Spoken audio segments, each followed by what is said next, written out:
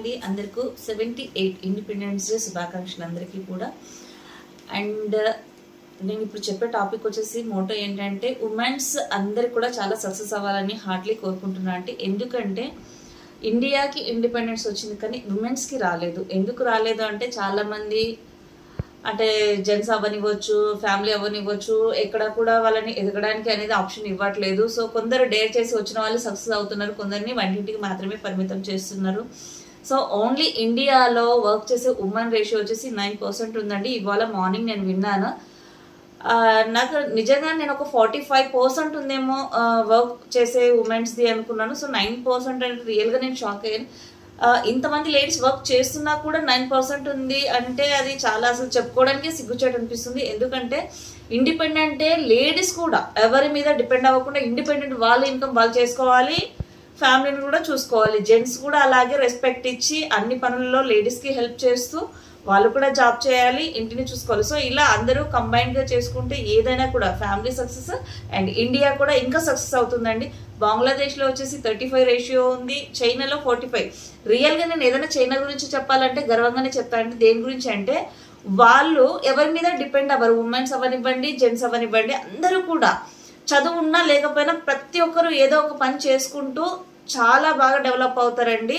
వాళ్ళు సెల్ఫ్ రెస్పెక్ట్కి చాలా ప్రియారిటీ ఇస్తారు. ఎందుకంటే మనకి ఇండియాలో చూస్తే భిక్షగాళ్ళు అనేది వాళ్ళు ఉంటారంటే పని చేయకుండా అలా అక్కడ ఉండరు. మనం వెతికితే కూడా ఎవరు భిక్షగాళ్ళు అనే వాళ్ళు అక్కడ దొరకరనమాట. అంటే అప్పుడు మనం అర్థం చేసుకోవచ్చు ఎంత వాళ్ళు వర్క్ ప్రియారిటీ ఇచ్చి ఎంత ఇండిపెండెంట్గా సెల్ఫ్గా వాళ్ళు వర్క్ చేసుకుంటున్నారు అనేది. అసలు చిన్నపిల్లల దగ్గర నుంచి కూడా చూస్తే ప్రతి పనిలో వాళ్ళు ముందుండి చేసుకుంటారు.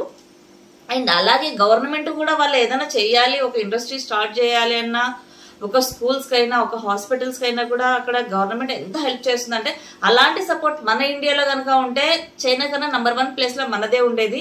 ఎందుకంటే టాలెంట్ పీపుల్ ఉన్నారు, బట్ సపోర్ట్ లేక కొందరు ఆగిపోతున్నారు. ఇంకా కొందరు టాలెంట్ ఉన్న ఇంట్లో పర్మిషన్స్ అవి లేక కూడా కొందరు ఆగిపోతున్నారు.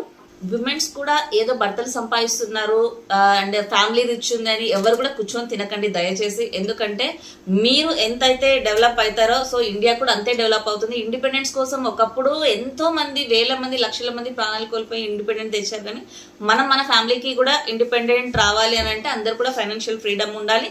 ఫైనాన్షియల్ ఫ్రీడమ్ ఉన్నోళ్ళు కూడా వాళ్ళకు ఒక మోటివ్ ఉండి నలుగురికి హెల్ప్ చేయాలంటే వీళ్ళు ఏదో ఒకటి చేస్తేనే వాళ్ళ వల్ల కూడా నలుగురికి హెల్ప్ అవుతుంది. సో మనం బాగుంటేనే సరిపోదు, మన చుట్టూ ఉన్న వాళ్ళ మన వల్ల చేతనైనంత వరకు కూడా మనం సొసైటీకి హెల్ప్ చేయడం మెయిన్ ఇంపార్టెంట్ అండి.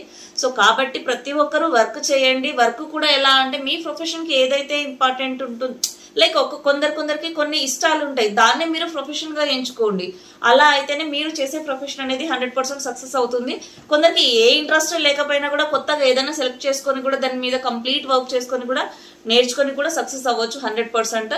ఎందుకంటే చాలా మంది ఇండ్లకే పరిమితం, బట్ మీరే మీ పిల్లలకి రేపు ఆదర్శం అవుతారు. మిమ్మల్ని చూసి మీ పిల్లలు కూడా రేపు మా అమ్మ ఇలాగే ఉంది మేము కూడా ఇలాగే ఉంటాం అనుకుంటే సక్సెస్ అనేది ఎవరు చూడలేరనమాట.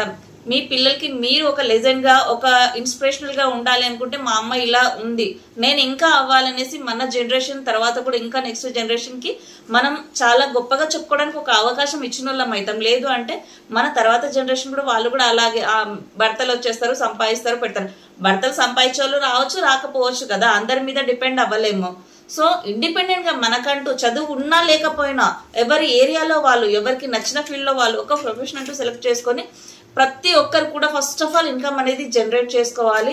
అది చాలా హెల్ప్ అవుతుంది. ఎందుకంటే ఏ బిజినెసెస్ అయినా ఏ జాబ్స్ అయినా ఎప్పుడు ఎలా రొటేట్ అవుతాయో ఎలా టర్న్ అవుతాయో ఏది పడిపోతుందో ఏది లేస్తుందో అనేది ఎవరికీ తెలియదు. సో ఇంట్లో ఉన్న ఫ్యామిలీ మెంబర్స్ అందరూ కూడా అన్ని వర్క్స్ చేసుకుంటే చాలా హ్యాపీగా ఉంటుంది. పిల్లల్ని కూడా స్పూన్ ఫీడింగ్ అంటే మేము కష్టపడుతున్నాం పిల్లలు కష్టపడొద్దన్న థాట్లో సంపాదించకండి. మేము కష్టపడి నలుగురికి హెల్ప్ చేయాలి, మేము బాగుండాలి, మా పిల్లలు కూడా ఆ రేంజ్లో ఉండాలని వాళ్ళకి కూడా పని నేర్పిస్తూ మనతో పాటు వాళ్ళని కూడా గ్రో చేస్తే వాళ్ళు కూడా రేపు పొద్దున కింద పడ్డ లేచే కెపాసిటీ అనేది వాళ్ళకి నేర్పిస్తే వాళ్ళు కూడా వాళ్ళ లైఫ్లో సక్సెస్ అవుతారండి.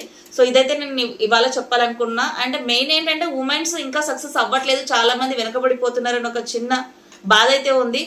సో దయచేసి జెంట్స్ అవనివ్వండి, ఫ్యామిలీ మెంబర్స్ అవనివ్వండి, అందరు అర్థం చేసుకొని ఉమెన్స్ కి ఫ్రీడమ్ ఇచ్చి వాళ్ళు కూడా జాబ్స్ చేసి సొసైటీలో మంచి పేరు తెచ్చుకునేలాగా అందరూ హెల్ప్ చేయండి.